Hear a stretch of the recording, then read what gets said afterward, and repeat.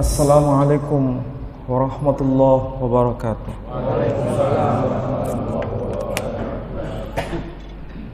Alhamdulillahi rabbil alamin. Alhamdulillahilladzi arsala rasulahu bil huda wa dinil haqq liyudhhirahu 'alad dini kullih wa kafaa billahi shahida. Ashhadu an la ilaha illallah wahdahu la syarika lah wa ashhadu anna Muhammadan abduhu wa rasuluh la nabiyya ba'dah. Qala Allah ta'ala fil Qur'anil aziz. A'udzu billahi minasy syaithanir rajim. Bismillahirrahmanirrahim. Alhamdulillahilladzi anzala 'ala 'abdihil kitaba wa lam yaj'al lahu 'iwaja. Al-ayah. Shadaqallahul azim. Saudara-saudara sekalian, kaum muslimin dan muslimat, jamaah Masjid Raudhatul Jannah yang saya muliakan. Alhamdulillah, pada waktu subuh ini kita masih bisa menyempatkan waktu kita untuk talabul ilm. Mudah-mudahan kebersamaan kita semua mendapat maghfirah dan rahmah dari Allah Subhanahu wa taala. Sebelum saya mulai kajian kita pada pagi ini, marilah kita bersama-sama menata niat yang benar. Kedatangan kita di sini selain sholat subuh berjamaah, sekaligus untuk talabul ilm, menuntut ilmu. Jangan bertujuan yang lain, sekedar mengisi kekosongan waktu. Salah menempatkan niat, kita nggak dapat apa-apa. Jadi niatkan mulai sekarang untuk menuntut ilmu dalam rangka memperbaiki keislaman kita. Mudah-mudahan Allah memberikan sesuatu yang terbaik untuk kita semua. Bapak Ibu sekalian, panjenengan konsentrasi lihat yang ada di layar. Jangan lihat saya, lihat sana aja. Yang sebelah kanan atau sebelah kiri. Mungkin panjenengan semua melihat sesuatu yang agak aneh di situ. Ada tulisan yang mirip seperti tulisan Arab, tetapi anehnya hurufnya kok seperti itu. Kira-kira kalau ini tulisan Arab, itu apakah hadis, apakah kitab karangan ulama, apakah memang itu ada kaitan dengan Quran? Saya kasih bocoran awal. Ini adalah dokumen yang saya kira ini penting untuk kita pahami. Mengapa? Karena dokumen ini sangat kuno. Kenapa sangat kuno? Karena para ahli sudah meneliti berkaitan dengan karbon C14 atau radiokarbon, bahan kimia ya. Ada yang ahli kimia di sini. Radiokarbon untuk menentukan benda ini usia tahun berapa. Nah, itu yang namanya radiokarbon. Ternyata ini tulisan, ini benda, itu batas akhir tarikhnya itu tahun 645. 645 Masehi. Berarti itu abad ke-7 Masehi. Ini teks apa? Kalau panjenengan perhatikan, itu ada garis, ya.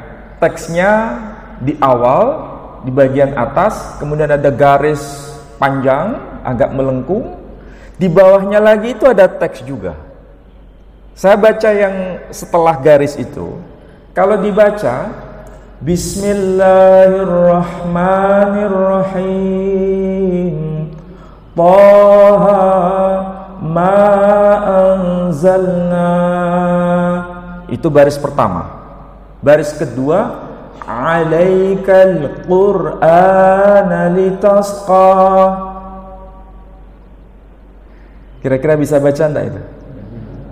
Ini bukan Arab gundul. Kalau Arab gundul itu masih ada titik 1, titik 2. Tidak ada fathah, tidak ada kasrah, tidak ada dhammah. Itu Arab gundul. Tapi kalau tidak ada fathah, kasrah, dhammah, tidak ada titik 1, titik 2, itu bukan Arab gundul lagi, itu Arab buta.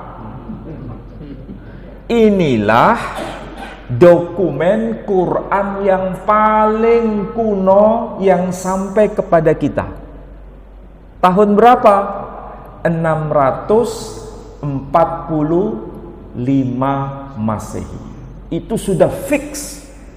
Tersimpan di mana? Tersimpan di Birmingham University. Di kampus Birmingham. Di mana? Di UK, United Kingdom, di Inggris. Bukan disimpan di Saudi Arabia. Apalagi disimpan di Masjid Raudhatul Jannah, bukan. Tapi di Inggris. Ini merupakan sebuah data yang sangat unik karena ini barangkali salah satu mukjizat Al-Quran ya. Ternyata selain surah Toha yang tadi saya baca, di atasnya itu surah Maryam. Sebelum surah Maryam, yang bagian sononya lagi itu ada 4 folio sebetulnya. Adalah surah yang dibaca imam kita tadi. Saya nggak tahu, ini kebetulan atau apa yang mana ya? Imam kita tadi baca surah. Nyambung dengan yang saya maksud. Padahal saya nggak pernah telepon beliau. Tapi kenapa nyambung? Wallahu a'lam. Dan yang ada dalam dokumen itu ada 3 surah sebenarnya. Surah ke-18 yakni surah Al-Kahfi, kemudian surah Maryam, surah nomor 19, yang ketiga surah Toha, surah nomor 20. Ini dokumen tahun 645 Masehi. Berarti abad ke-7. Sementara Quran yang kita baca hari ini, Quran yang diproduksi, dicetak tahun ini, tahun 2024, itu kan berarti abad 21. Berarti antara rentang waktu abad ke-7 Masehi sampai abad ke-21 Masehi itu jaraknya 1400 tahun. Tetapi perhatikan nih dokumen. Dokumen ini menjadi bukti valid bahwa susunan surah di dalam Al-Quran sampai hari ini tidak berubah. Padahal kita tahu kapan Sayyidina Utsman ibn Affan naik tahta menjadi seorang khalifah. Beliau naik tahta menjadi seorang khalifah, terpilih menjadi seorang khalifah itu tahun 644 Masehi. Sedangkan ini Quran tahun 645 Masehi. Apakah ini salinan atau tulisan pada masa Sayyidina Utsman menjadi khalifah? Bukan. Khalifah Utsman mengkodifikasi, menyusun ulang bersama para sahabat yang lain itu baru tahun 650 Masehi. Kalau begitu, apakah ini Quran Mushaf Utsmani? Bukan. Ini Quran sebelum Mushaf Utsmani. Sehingga diprediksi ini Quran sezaman ketika Nabi masih hidup. Kalau ini Quran disebut Mushaf Utsmani, tidak mungkin. Karena beliau bersama para sahabat yang lain itu baru mengkodifikasi tahun 650. Beliau naik tahta tahun 644 Masehi. Beliau belum mengkodifikasi. Berarti ini dokumen sebelum beliau dan ditemukan sudah. Mana ada kitab suci kayak begini? Tidak ada, kecuali Al-Quranul Karim. Jadi ketika kita lihat susunan surah saja, tertibnya tidak bergeser, tidak berubah sampai zaman kita. Tetapi memang betul tidak ada fathah, kasrah, dhammah, tidak ada titik 1, 2, 3. Tapi kita harus bayangkan, orang Arab itu pasti bisa baca. Lah kalau kita bukan Arab, jangankan ada titiknya, tidak ada fathah, kasrah, dhammah, salah baca juga. Karena memang bukan bahasa kita. Tapi kalau ini dibaca oleh yang ahli mengerti bahasa Arab, bacaannya sama seperti yang kita baca. Nah, supaya gampang dilihat secara huruf per huruf, perhatikan di sini, saya kasih contoh. Yang bagian atas itu saya potong. Di situ tertulis tulisan kayak begitu. Tapi saya yakin jamaah yang ada di sini ketika baca teks yang bagian atas nggak bisa bunyi, karena tidak akrab dengan tulisan begitu. Tapi itu kalau dibaca, bacaannya Bismillahirrahmanirrahim. Huruf nun, ya, itu seperti ro, tapi nggak ada titik. Huruf ya, ar-rahim, juga tidak ada titik 2 di bawah. Huruf mim seperti itu, hanya bulatan saja. Sehingga kalau dibaca sama seperti yang bagian bawah, itu tulisan era kita sekarang. Kalau dibaca sama, Bismillahirrahmanirrahim. Ini merupakan sebuah isyarat kepada kita. Yang namanya gaya tulisan itu bisa berubah, gaya tulisan. Saudara-saudara, Bapak Ibu sekalian yang hidup atau lahir tahun 70-an, tahun 60-an, tahun 40-an, itu kan masih akrab tulisan yang miring-miring itu, ya, tulisan Latin. Tulisan Latin terus sambung-sambung. Kemudian generasi yang sekarang ini itu sudah jarang dipakai. Kebanyakan generasi sekarang itu tulisannya tegak-tegak, yang disebut huruf balok, dan pisah-pisah kalau nulis. Ini merupakan gaya tulisan. Tapi kalau dibaca, sama atau beda? Sama. Hanya cara menuliskannya itu yang berbeda, yang disebut gaya tulisan. Tapi kalau dibaca, sama, tidak berubah. Inilah sesuatu bukti bahwa Al-Quran semenjak ketika diturunkan kepada Nabi Sallallahu Alaihi Wasallam, jangankan urutan surah, urutan ayat pun tidak berubah, urutan kata demi kata juga tidak berubah, dan tidak ada seorang pun yang berani menambahkan atau mengurangkan satu huruf pun. Kalaupun ada yang melakukan itu, pasti keconangan. Apa itu keconangan? Ketahuan. Pasti ketahuan. Inilah yang namanya bukti kenapa Allah berkata di dalam Al-Quran, Inna nahnu nazzalna dzikra wa inna lahu lahafidun. Sesungguhnya kami yang telah mentanzilkan Quran, menurunkan Quran, dan kami juga yang menjaganya. Itulah sebabnya umat Islam itu tidak asing dengan istilah nuzulul Quran, tanzilnya, turunnya Al-Quranul Karim. Jadi sekali lagi, dengan adanya fakta seperti ini, kita diberikan semacam bukti konkret, langsung bisa dilihat dengan mata kepala kita, bahwa wahyu Allah Subhanahu wa Ta'ala itu benar-benar valid dari satu generasi ke generasi berikutnya, dari satu zaman ke zaman berikutnya. Makanya kita ini sebagai muslim seharusnya bangga kepada kitab Al-Quran itu sendiri.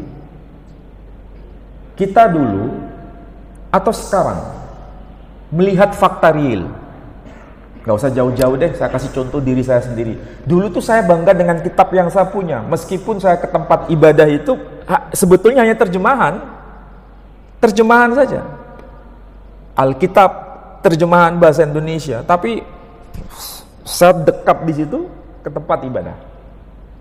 Dan kalau dibawa, bangga sekali, walaupun itu hanya terjemahan. Kalau saya tanya kepada panjenengan, yang dibawa itu kebanyakan terjemahan atau teks aslinya? Teks asli. Ketika dibawa teks aslinya, dibawa itu dengan bangga atau sembunyi-sembunyi? Ayo, pengakuan dosa kayaknya. Inilah cara kita beragama itu berbeda. Dulu, ini pengalaman ya, atau bisa ditanya kepada yang lain-lain. Kalau di dalam tempat ibadah, ketika itu tokoh agamanya mengatakan, mari kita buka kitab Kejadian pasal sekian ayat sekian, semua jemaat itu langsung membawa dan membuka kitab masing-masing. Tidak ada itu yang tengok kanan, tengok kiri, dompleng begitu, nggak ada. Semua buka sendiri-sendiri karena naif kalau dompleng pada sebelah kanan atau sebelah kiri. Dia bawa sendiri kitab itu dan buka sendiri, sebagaimana yang dinyatakan tadi. Kitab apa, pasal berapa, ayat berapa, dan dibaca dengan mata kepala sendiri. Tapi yang dibaca itu terjemahan. Dan selalu dikatakan, mari kita buka kitab Kejadian, mari kita buka kitab Keluaran, mari kita buka kitab Imamat, mari kita buka kitab Bilangan, mari kita buka kitab Ulangan. Itu semua apa? Itu urut-urutan, Bu. Itu hanya terjemahan. Sebetulnya aslinya nggak begitu. Aslinya itu pertama, urutan pertama Sefer Bereshit, urutan kedua Sefer Shemot, urutan ketiga Sefer Vayikra, urutan keempat Sefer Bemidbar, urutan kelima Sefer Devarim. Itu aslinya. Tapi nggak ada cerita mari kita buka Sefer Bereshit. Jemaat nggak paham itu apa. Yang selalu diutarakan, mari kita buka kitab Kejadian. Paham? Sebaliknya dalam dunia Islam itu beda. Dunia Islam ini, kalau ustadz-ustadz menjelaskan, pasti yang disebutkan adalah mari kita buka surah Al-Baqarah. Begitu kan? Mari kita buka surah Al-Fatihah. Jadi Al-Fatihah dulu, mari kita buka surah Al-Baqarah. Ada enggak seorang ustadz mengatakan, para jamaah, mari kita buka surah sapi betina? Ada enggak begitu? Enggak ada kan? Atau mengatakan, mari kita buka surah sape bine? Ada enggak gitu? Enggak ada kan?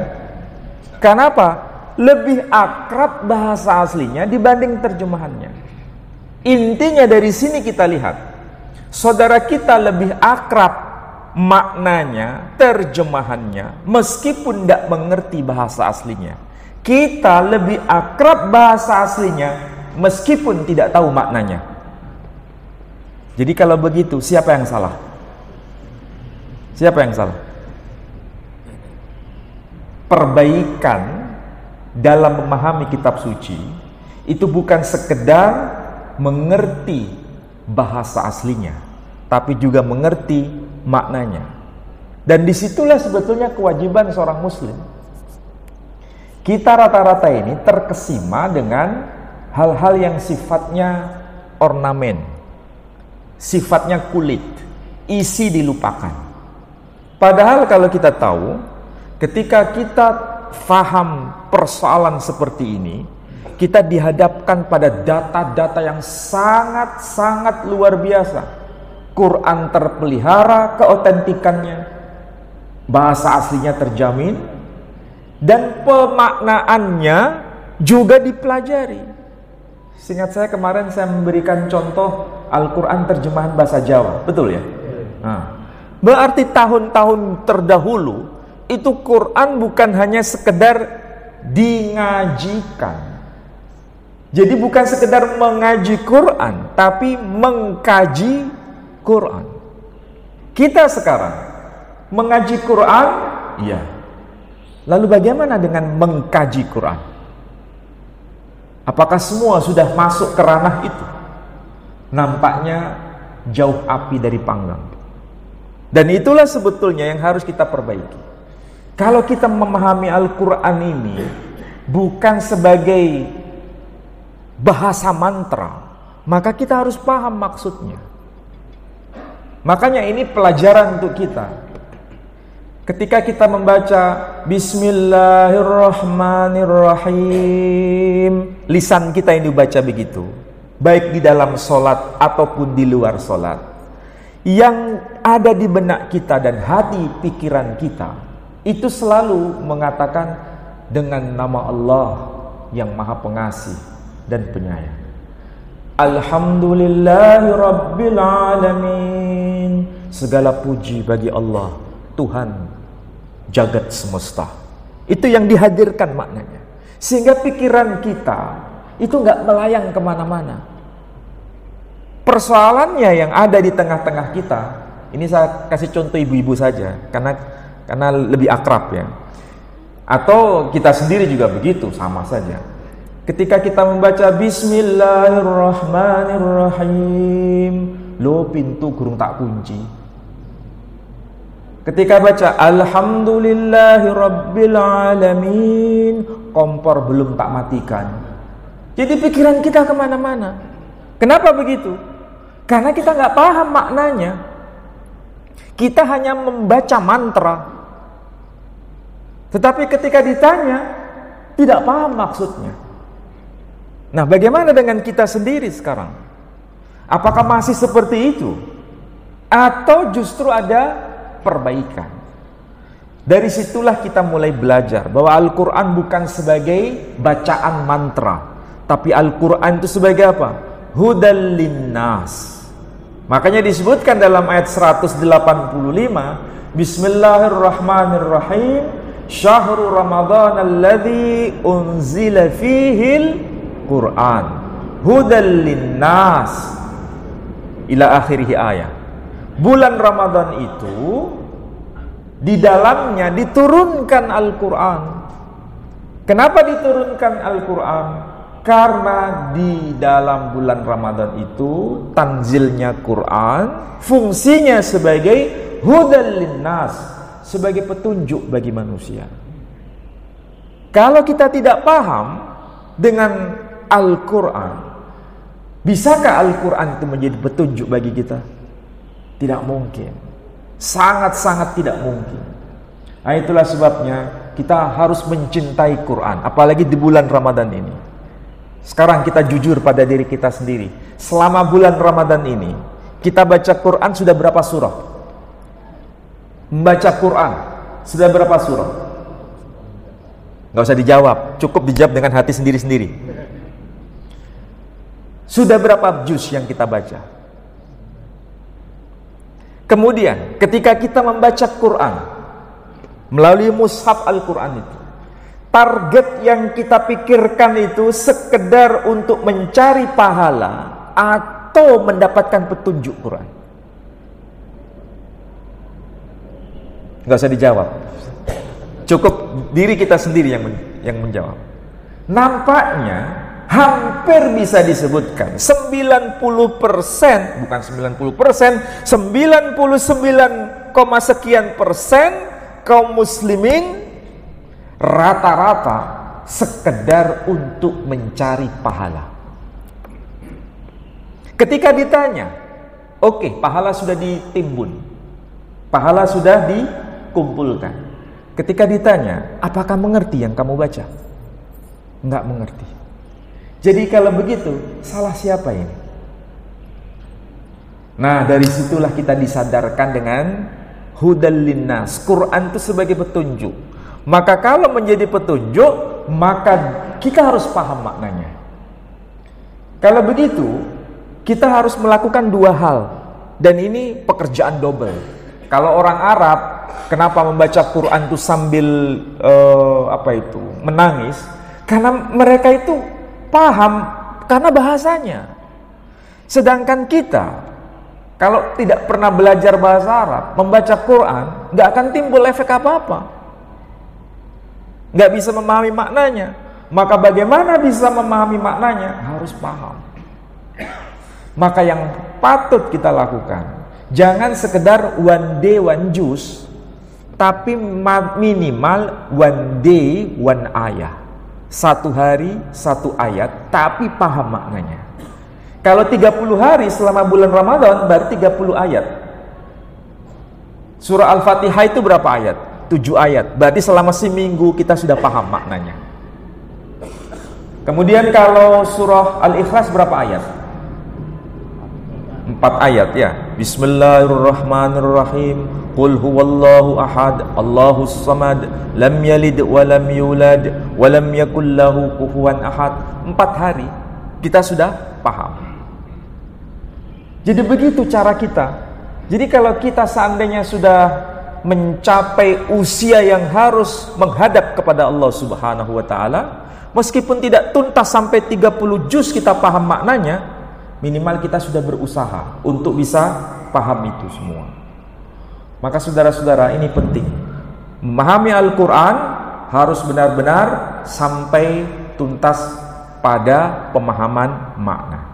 Nah, sekarang kita harus tahu bahwa Al-Quranul Karim yang sampai kepada kita ini ada sesuatu yang penting, yang barangkali kita ini tidak paham grand design yang Allah sampaikan kepada kita. Dalam hal apa? Keseimbangan. Makanya imam kita tadi baca bagian yang awal, Alhamdulillahilladzi anzala ala abdil kitaba wa lam yaj'al lahu iwaja. Tahu artinya apa?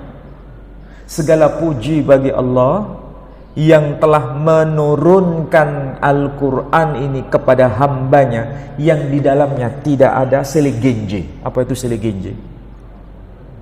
Pokoknya ada keseimbangan. Quran itu ada keseimbangan. Dan itu terbukti melalui Al-Quran itu sendiri. Perhatikan di situ ya, di slide ini. Undur ila hadhil mu'jizah min mu'jizatil Qur'anil Karim. Lihat mukjizat dari berbagai mukjizat Al-Quranul Karim. Dalam hal apa? Dalam hal kata-kata yang dipakai. Kata. Contoh. Tadi saya tunjukkan dan saya lantunkan ayat Syahrul Ramadan alladzi unzila fihil Quran. Ada 3 kata kunci di situ. Kata syahr itu yang pertama. Syahr itu arti harfiahnya hitungan bulan. Ada bulan Maulid, ada bulan Rajab, ada bulan Syawal dan lain sebagainya. Kalau orang Jawa bulan Rejab, Ruah, Poso, besar, pokoknya macam-macam, besar dan lain sebagainya. Bulan artinya hitungan bulan. Kalau diarabkan syahr. Ternyata kalau dihitung berapa jumlah kata syahr dalam Al-Quran, ternyata jumlahnya itu tidak lebih tidak kurang, hanya tercantum 12 kali saja. Itu berarti jumlah bulan dalam 1 tahun. Kemudian kata yaum. Yaum itu artinya hari. 1 hari, yaum. Ternyata kalau dihitung dalam Al-Quran, itu jumlahnya tidak lebih, tidak kurang, hanya tercantum sebanyak 365 kali. Berarti jumlah hari dalam 1 tahun. Kenapa kok bisa begitu? Wallahu alam, saya nggak tahu jawabannya. Tapi perhatikan, kita menghitung itu pakai apa? Sekarang ini, kalau kita mau menghitung, pakai apa? Pakai alat canggih kan? Minimal apa? HP. Ya kan? Bisa kan menghitung itu? Bisa dicari, ini berapa kata muncul. Gak usah jauh-jauh. Kalau kita, ini ada mahasiswa enggak ya? Yang bikin skripsi atau bikin artikel itu kan diberikan batasan minimal atau maksimal sekian kata. Nah, kalau kita menulis langsung kan terhitung itu berapa jumlah kata yang kita tulis, ya kan? Itu sudah ada alat canggihnya. Coba bayangkan ketika Al-Quran itu diturunkan pada abad ke-7 Masehi. Bisa nggak bayangkan bagaimana cara menghitung? Ini sekian kata jumlahnya sekian. Ini kata harus terulang sekian. Nabi SAW itu ummi, tidak bisa baca tidak bisa tulis.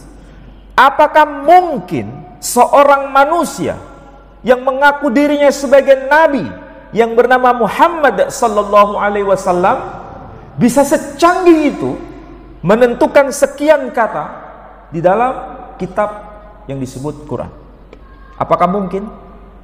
Nalar kita berkata sangat-sangat tidak mungkin. Tapi kenapa hitungannya begitu tepat dan rahasianya terbongkar baru abad-abad modern ini? Nah, sekarang kita lihat nih contoh. Ya, contoh di situ. Di dalam Al-Qur'an ada istilah kata ad-dunya. Arti harfiahnya dunia.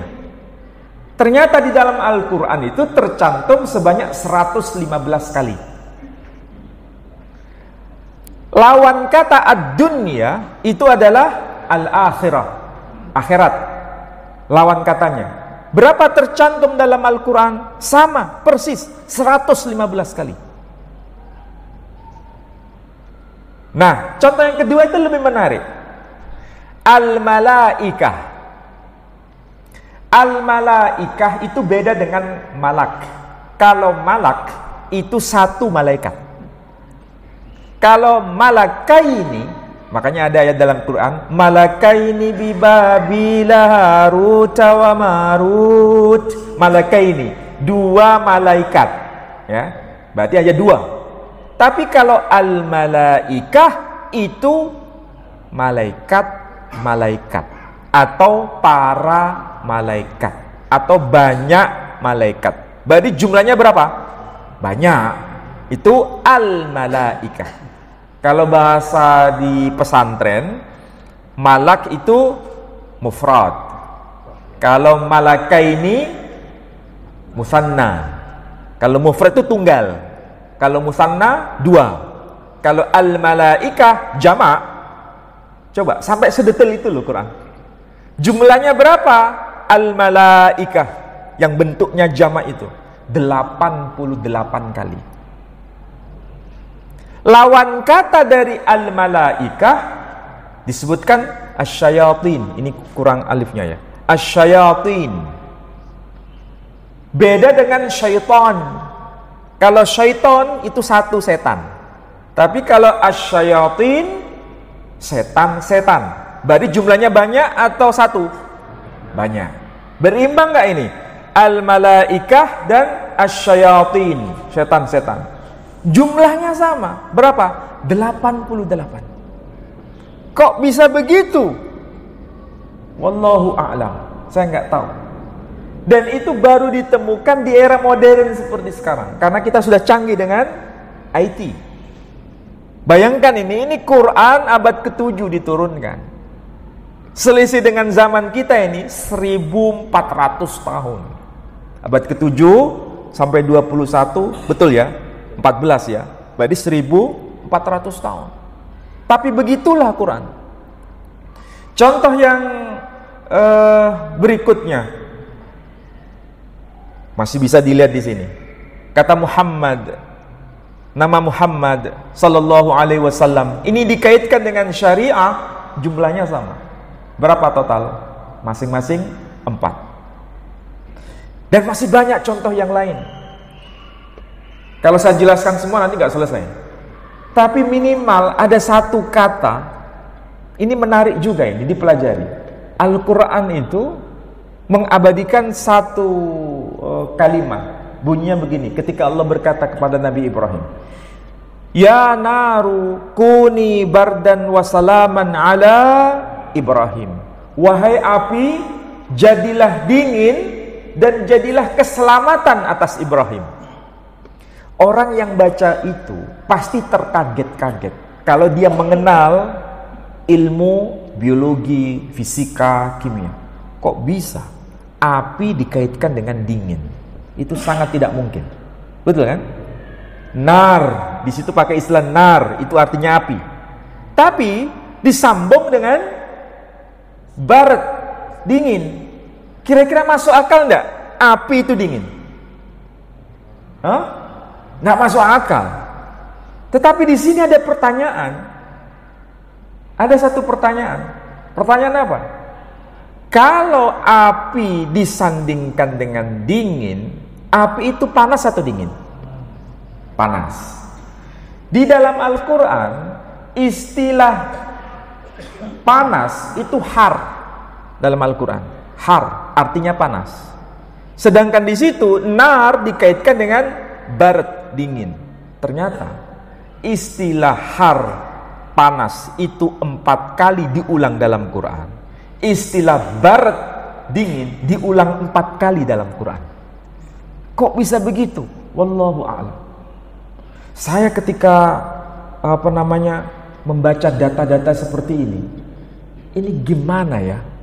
Ketika para sahabat menuliskannya kok nggak terselip hilang satu atau lebih satu? Kok bisa begitu? Ketika Quran itu dibukukan, itu kan bukan ditulis oleh satu sahabat, tapi disaksikan oleh semua sahabat.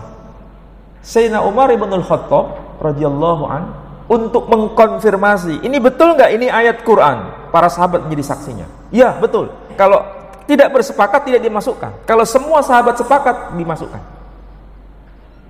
Sampai segitu kontrolnya kok. Ini belum lagi di zaman Nabi. Nabi mengatakan masukkan ayat ini sebelum ayat ini, setelah ayat ini. Masukkan ayat ini di surah ini. Begitu Nabi SAW.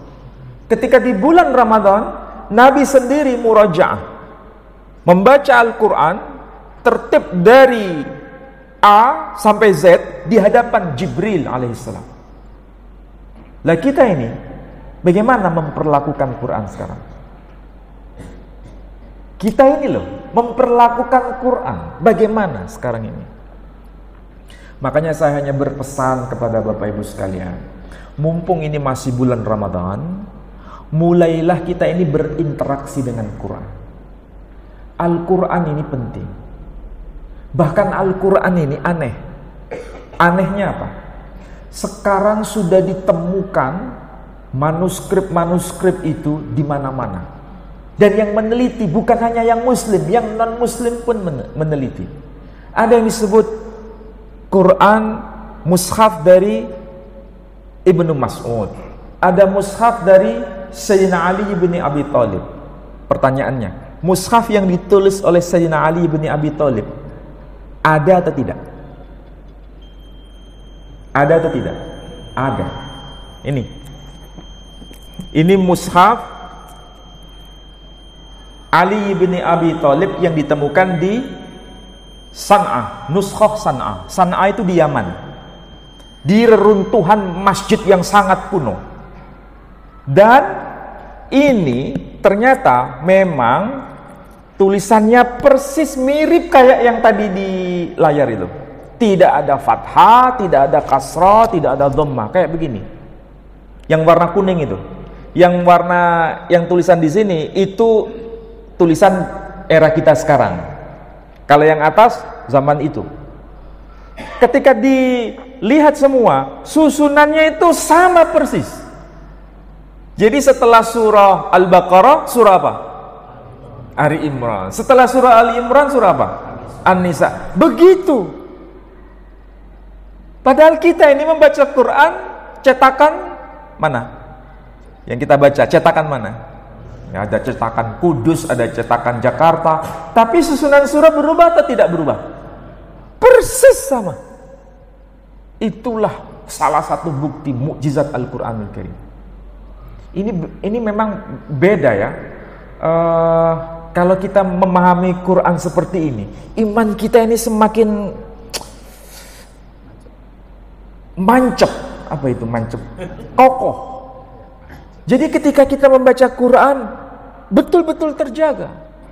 Bahkan anehnya kita ini memahami Quran itu berapa juz sebenarnya?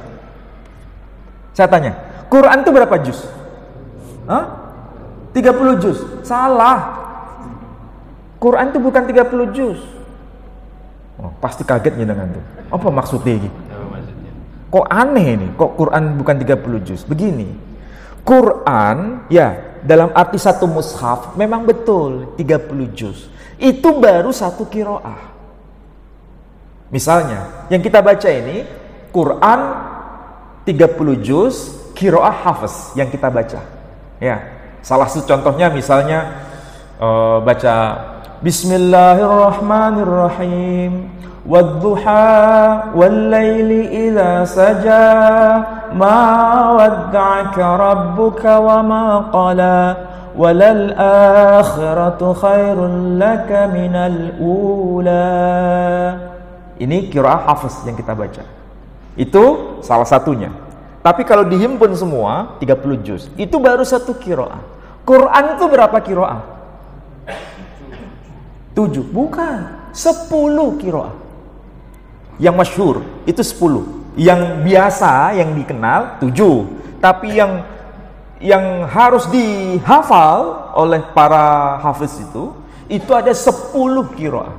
Kalau masing-masing qiraah itu 30 juz, berarti kalau dijumlahkan total berapa juz? 300 juz. Jadi Quran itu 300 juz. Ada 10 qiraah. Salah satunya yang ada qiraah Warsh. Kalau qiraah Warsh bacaannya Bismillahirrahmanirrahim. Wadduha wallaili idza saja ma wadda'aka rabbuka wa ma qala walal akhiratu khairul laka minal ula. Ini qiraah yang kedua. Belum lagi yang lain. Bismillahirrahmanirrahim. Wadduha. Nah, saya baca begitu. Kalau imam baca wadduha, wah salah iki wong Betawi kayaknya. Bukan, itu Quran. Bayangkan ya, semua bacaan qiraah itu dihafal. Saya nggak bisa bayangkan tuh sebetulnya kayak apa cara menghafalnya. Dan memang betul. Mulai dari generasi abad ke-7 sampai generasi abad 21. Semua dihafalkan. Seandainya Quran itu hilang lenyap dari muka bumi ini secara fisik, tulisannya hilang, kira-kira bisa nggak ditulis ulang? Sangat-sangat bisa. Kalau buku-buku lain, kitab-kitab suci lain dibakar, dihilangkan, dimusnahkan dari muka bumi ini, kira-kira bisa nggak ditulis ulang? Hah? Serius? Iya, betul, nggak bisa. Kenapa? Nggak ada yang hafal. Tapi Quran begitu. Makanya disebut Quran. Apa itu Quran? Bacaan. Jadi intinya Quran itu bukan tulisan sebenarnya. Quran itu bacaan. Dengan sima' yang didengar. Dan didengar, direkam, dihafal, dan diwariskan dari satu generasi ke generasi. Makanya ketika kita mempelajari Quran, boleh nggak itu dipelajari secara pribadi tanpa guru? Nggak bisa, harus melalui guru, harus punya sanad. Ini bacanya bagaimana? Harus punya guru. Nggak bisa belajar sendiri, nggak bisa. Itulah dahsyatnya Quran. Jadi memang betul Allah sendiri yang menjaga. Dan cara Allah menjaganya itu bukan sekedar bacaannya melalui guru ke murid. Terus begitu, lanjut sampai generasi kita, sampai generasi sebelumnya. Tapi sekaligus dengan dokumen tertulis. Contohnya tadi, Birmingham. Dan ini juga, Mushaf San'ah. Kalau begitu, penjagaan Quran dari Allah Subhanahu wa Ta'ala, masih kurang apa lagi kita dengan Al-Quran ini? Makanya jangan sampai kita ini dilaknat oleh Quran. Ya kan? Ada nggak informasi dalam Quran? Ada orang yang dilaknat oleh Quran sendiri? Ada. Kenapa? Karena dia tidak memperlakukan Al-Quran secara benar. Makanya yang paling sederhana cuma dua. Pertama, kita mengaji Quran. Ustadz, saya ini nggak lancar baca Quran. Nggak apa-apa. Nggak lancar baca Quran, nggak apa-apa. Kan ada pembimbingnya, gurunya. Nilainya sama bagi mereka yang hafid-hafid tuh, nilainya sama. Yang penting niatnya. Niatnya apa? Mengaji Quran. Nggak perlu harus merasa rendah diri, nggak perlu. Yang penting semua harus rendah hati. Rendah hati, tidak merasa pinter, tidak merasa saya sudah menguasai sekian surah, saya sudah hafal sekian surah. Itu kalau diungkapkan, itu kesombongan. Yang penting adalah kita mencintai Quran. Cara mencintainya sudah harus benar. Yang kedua, mengkaji Quran. Nah, mengkaji ini minimal kita harus bisa mengerti maknanya secara global. Bukan harus menjadi ahli tafsir. Ada bidangnya sendiri, para guru, para ustadz itu tafsir. Tapi kalau kita yang awam cukup paham makna globalnya. Jadi kalau misalnya alhamdu utawi sakabeng puji lillahi iku kaduwene Allah. Pak udah paham maksud ini bahasa Jawa ini? Lillahi iku lillahi kaduwene Allah Rabbun kang mangerani al alamina ngalam kabeh. Minimal itu paham makna global. Jadi pikiran kita nggak melayang kemana-mana. Dari situlah kita mendapatkan berkah Al-Quran, dan Al-Quran akan menjadi wasilah kita di alam kubur nanti, dan akan menjadi syafaat kita di alam akhirat nanti. Nah, itulah cara kita memperlakukan Al-Quranul Karim. Mudah-mudahan yang saya sampaikan ini bermanfaat bagi kita semua, dan kita semakin mencintai Al-Quran, supaya nanti setelah Ramadan selesai, bukan selesai membaca Quran, tapi melanjutkan pengkajian Quran. Baik, ada yang mau tanya? Ada yang tanya di belakang.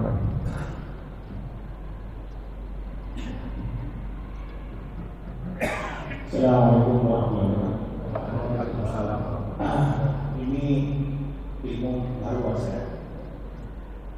Jadi apa yang disampaikan Profesor tadi, pertama tentang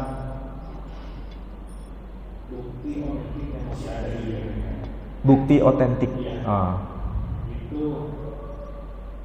apakah bentuk itu berupa kertas atau karena zaman dulu hanya pelepah dari kurma atau abad ke-6-7 kan ditulisnya oleh sahabat itu di pelepah kurma. Itu apa? Apakah sudah ada kertas waktu itu? Itu pertama. Yang kedua, kami sebagai awam mengaji, selama ini mulai dari kecil kita diberi pelajaran hanya membaca saja. Baru-baru setelah kita harus mengetahui maknanya setelah dewasa. Setelah saya dewasa, apakah membaca artinya itu mendapat pahala juga seperti membaca Al-Quran satu huruf 10? Apakah dengan membaca artinya seperti itu juga sama? Karena saya pribadi lebih paham, karena tidak tahu artinya, lebih paham dan lebih memahami, lebih masuk, lebih makna itu lebih ke dalam kalau banyak membaca artinya saja. Membaca artinya saja. Oh. Dan termasuk saya berikan juga dengan gambar lain yang tadi Profesor sebutkan. Agama lain bahwa artinya terjemahan. Itu kira-kira dari saya. Terima kasih. Assalamualaikum warahmatullahi wabarakatuh. Pertanyaan ini sebetulnya bukan mewakili pribadi, bukan hanya beliau sendiri yang bertanya. Ini sebetulnya pertanyaan yang mewakili kita semua. Jadi beliau bicara itu bukan mewakili personal, tapi mewakili kita semua. Dan saya kira ini pertanyaan bagus. Ada 2 poin yang tadi beliau sampaikan kepada kita semua untuk direnungkan sebenarnya. Pertama, begitu dahsyatnya Quran yang sampai kepada kita justru bukan pada masa-masa belakangan penulisan Quran itu, tapi pada masa-masa yang sangat awal, yakni pada masa ketika risalah itu diturunkan pada abad keberapa? Abad ke-7. Dan para guru kita menyampaikan, baik dalam hadis, ya terutama dalam hadis, Quran ketika itu turun kepada Nabi SAW, langsung Nabi memerintahkan kepada para sahabat, tulis. Dan ketika disuruh menulis itu, di tulang-tulang unta, di pelepah-pelepah kurma, dan juga di kulit-kulit binatang. Kulit binatang itu disama, tahu disama ya? Dibersihkan kulitnya, kemudian nanti bisa dipakai sebagai bahan tulisan. Sampai hari ini Quran yang ditulis di atas tulang-tulang unta itu belum ditemukan. Apakah karena faktor usia sehingga itu hancur? Wallahu a'lam, saya nggak tahu. Yang di atas daun-daun kurma, pelepah-pelepah kurma itu juga belum ditemukan. Tapi kalau pelepah kurma itu sama dengan wit siwalan, tahu wit siwalan, daun siwalan itu yang disebut lontar. Lontar saja yang kita punya tradisi itu, lontar itu bisa bertahan sampai 300 tahun, lontar. Tapi kalau pelepah kurma dengan kondisi Arab yang kayak begitu panasnya, kira-kira bisa bertahan enggak itu? Sampai sekarang belum ditemukan. Tapi kalau itu ditemukan, itu semakin luar biasa itu. Kalau seandainya ditemukan. Yang baru ditemukan hanya yang ditulis di atas kulit binatang. Nah itu buktinya, itu memang kulit binatang, bukan kertas. Kalau kertas seperti yang kita bayangkan ini, itu baru muncul belakangan kertas. Tapi ini di atas kulit binatang. Dan diteliti dengan bahan kimia itu, memang usianya itu segitu usianya. Batas akhir tarikhnya itu tahun 645 Masehi. Berarti 1 tahun setelah Khalifah Utsman ibn Affan dilantik menjadi seorang khalifah, dan belum disusun oleh Sayyidina Utsman. Sayyidina Utsman baru menyusun Quran itu bersama para sahabat untuk menyeragamkan itu tahun berapa? 650. Belum terjadi. Berarti ini diprediksi ya, ini Quran yang sezaman dengan Nabi SAW. Tahunnya segitu. Terus yang kedua, kalau kita membaca Al-Quran itu memang dijamin oleh Rasul SAW bahwa 1 huruf itu dapat pahala. 1 huruf dapat pahala. 1 kata berapa huruf itu? Tinggal dikalikan. 1 ayat berapa kata? 1 surah berapa ayat? 1 mushaf berapa surah? Tinggal dihitung saja. Karena kita ini diberi pemahaman seperti itu supaya mencintai Al-Quran dengan bahasa aslinya. Memang kita nggak tahu bagaimana wahyu itu diturunkan kepada Nabi SAW. Tapi setelah kita membaca Al-Quran itu, seakan-akan kita ini merasakan vibrasi magnet. Ketika membaca Quran dalam bahasa aslinya itu, seakan-akan menjadi seperti ketika dirasakan oleh Nabi. Meskipun tidak persis sama, tapi seperti dirasakan oleh Nabi SAW. Itulah fungsinya bahasa asli. Makanya yang diganjar itu adalah bahasa aslinya. Tetapi jangan lupa, Quran fungsinya bukan sekedar untuk dibaca, tetapi untuk dipahami. Makanya sebagai hudan, sebagai petunjuk. Maka kita yang bukan Arab ini, maka mau tidak mau dibantu dengan terjemahan. Sebetulnya ini ada 2 hal. Bagi mereka yang orang Arab, ketika menyebarkan dakwah Islam di luar bangsa Arab, itu sangat bekerja keras untuk bisa memberikan pemahaman yang benar dengan bahasa lokal. Itu luar biasa enggak itu? Luar biasa. Itu kerja keras. Mengajarkan Quran kepada orang-orang yang bukan Arab. Bagaimana itu? Kalau tidak menguasai bahasa bahasa lokalnya. Panjenengan tahu? Ada yang pernah pergi ke Guangzhou? Sudah. Orang Chinese itu bangga dengan Islamnya sebenarnya. Kenapa? Di Guangzhou itu ada kuburan salah satu sahabat Nabi yang bernama Sa'ad bin Abi Waqqas. Sehingga dengan dimakamkannya sahabat yang bernama Sa'ad bin Abi Waqqas di sana, itu mereka merasa jadi memiliki Islam. Dan Quran dalam terjemahan bahasa Chinese itu luar biasa. Saudi Arabia menerjemahkan juga. Dan makamnya juga ditulis dengan huruf Chinese, dengan Arab terus plus Chinese. Jadi kalau membaca dengan terjemahan itu juga dapat pahala juga.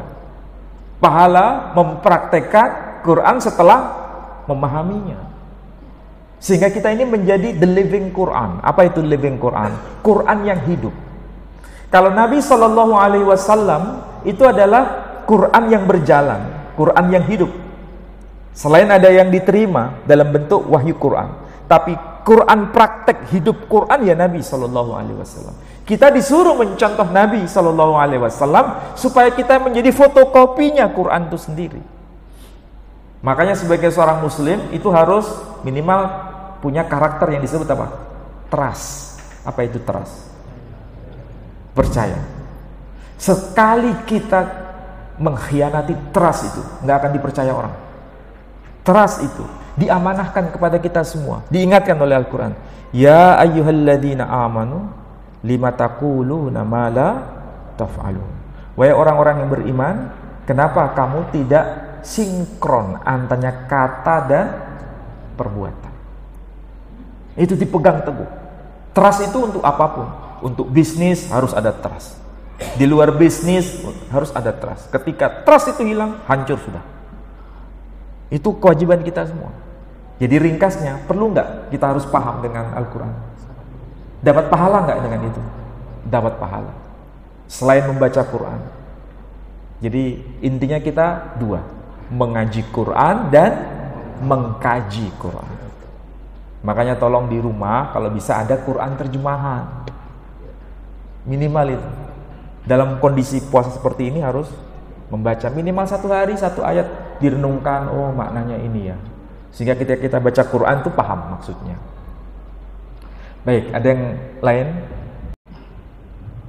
Assalamualaikum warahmatullahi wabarakatuh. Waalaikumsalam. Ustaz, saya cuma mau mendapatkan lebih jelas kasar-kasar saya tentang Musa yang tadi dijelaskan.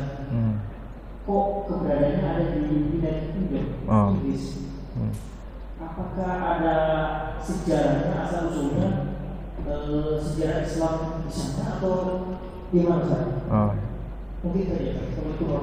Waalaikumsalam. Jadi kalau dalam catatan sejarahnya itu warisan dari seorang orientalis ya, paham yang disebut orientalis, non Muslim tapi mengkaji dokumen-dokumen Islam. Namanya Profesor Mingana. Tapi sudah almarhum, sudah lama pada abad pada Perang Dunia Kedua. Jadi itu salah satu koleksi yang dia punya, yang beliau dapatkan waktu itu kalau tidak keliru ya, itu di padang gurun di kawasan Mesir. Saya nggak tahu kenapa kok sampai di padang gurun di kawasan Mesir. Berarti nggak ada yang pelihara kan? Entah kondisinya apa, itu masa perang dunia kan? Nah itu diselamatkan oleh beliau, jadi bahan koleksi. Nah kemudian karena orang barat itu kan kaupen ya, dengan hal-hal yang aneh-aneh gitu itu kan kaupen. Lah kita ini kalau pada barang rongsokan dibuang nggak? Mereka itu kaupen. Karena kaupen akhirnya diselamatkan dalam bentuk kampus yang besar itu yang namanya Birmingham University itu kampus tua memang. Dan itu menjadi harta karun yang luar biasa, tidak mungkin itu diserahkan kepada orang-orang lain, atau Saudi Arabia misalnya menebus itu, mau membeli berapa triliun, nggak akan dikasih, nggak akan dikasih, karena itu harta yang luar biasa bagi mereka, meskipun itu tidak ada kaitan dengan agamanya, tapi itu dokumen, makanya di sono nggak diserahkan kepada Saudi atau ke negara-negara Islam. Seandainya Saudi mau menyelamatkan itu bisa, tapi nggak tahu sampai sekarang tidak bisa keluar dari situ. Tapi diteliti, semua peneliti datang ke sono, semua peneliti masih bisa. Dan penelitian itu sampai pada praktek riset, membaca kemudian mengkaji dengan bahan kimia juga sama. Jadi intinya itu ada kisahnya sampai ke sono itu. Tapi yang menyelamatkan Profesor Mingana. Ya. Nah, yang kalau Quran yang di sekitar kita disimpan kan di museum-museum itu, ya kayak begitu ceritanya. Ada juga yang disimpan di masyarakat, ada juga yang dibakar karena dianggap tidak penting dibakar. Padahal kalau dibakar ya eman sebetulnya, harus serahkan ke museum dan itu bisa dipelajari oleh generasi berikutnya.